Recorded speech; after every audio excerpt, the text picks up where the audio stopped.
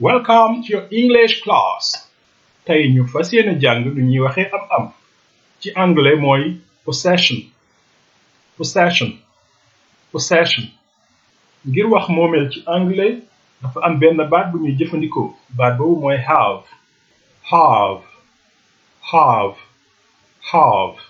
Ci sunu jàngale yu njëkk gisoon nañ I muy man, you muy yow wala yéen, he, she, it muy moom, we muy ñun, they muy ñoom. Léegi ñu dellu si have. Soo bëggee wax am naa danga naan I have. Boo noppee nga teg ci li nga am. Kon soo bëggee wax am naa oto danga naan I have a car.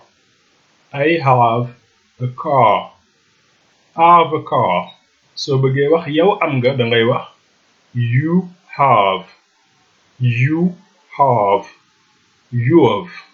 Soo bëggee wax yow am nga boutique dangay wax ni you have a shop.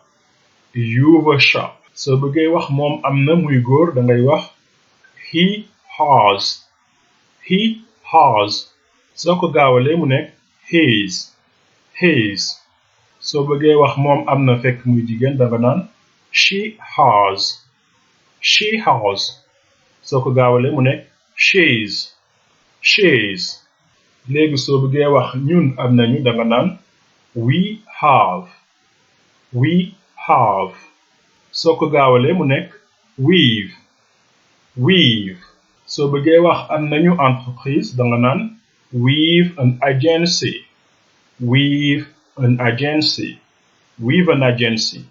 Soo bëggee wax ñoom am nañu danga naan they have. Soo ko gaawalee mu nekk they've. Soo bëggee wax ñoom am nañu hôtel danga naan they have a hotel.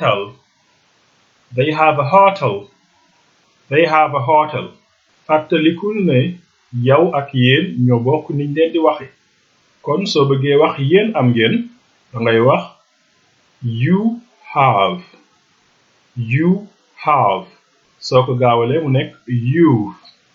Soo bëggee wax yéen am ngeen aéroport dangay wax you have an airport.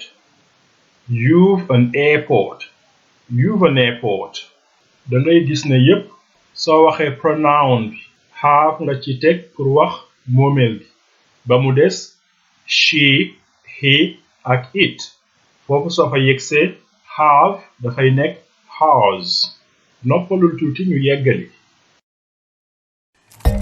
Léegi nañu gis nu ñuy laajee ndax am nga. Ngir loolu dangay jël baat bi ñuy wax do nga def ko ci kanamu li nga daan wax ngir wax ne am nga. Ñu gën koo leeral.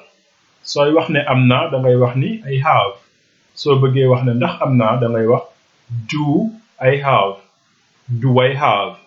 Soo bëggee wax ndax man am naa kër dangay wax do I have a house. Soo bëggee wax ndax yow am nga téléphone dangay wax do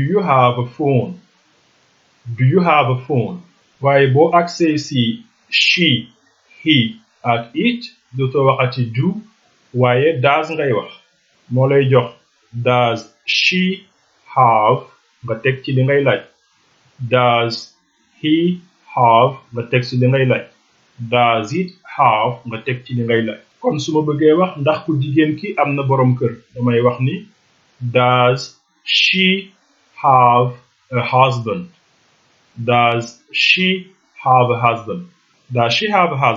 Su ma bëggee laaj ndax ñun am nañu xaalis damay wax do we have money. Soo bëggee laaj ndax ñoom am nañ marchandise damay wax ni do they have goods. Léegi fexeel laaj sa bopp ndax moomu jigéen mi am na kër, ndax ñun am nañu oto, ndax yow am nga hôtel. Fii la jàngum tey mi yam, kon ba ci kanam ci yeneen jàngale. Abonneel ngir dara bañ laa rëcc. Goodbye, see you next class.